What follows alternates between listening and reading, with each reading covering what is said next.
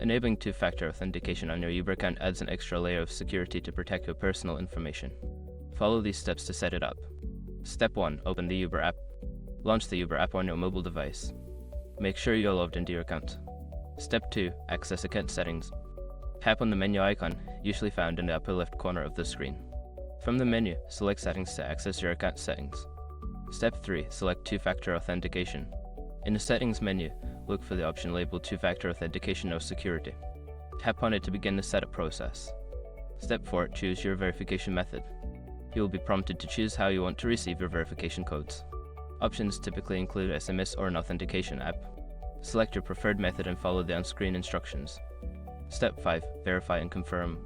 Once you've chosen your verification method, enter the code you received to verify your choice. After verification, make sure to save your settings to enable two-factor authentication. By following these steps, you can enhance the security of your Uber account. Remember to keep your verification method updated if you change your phone number or device.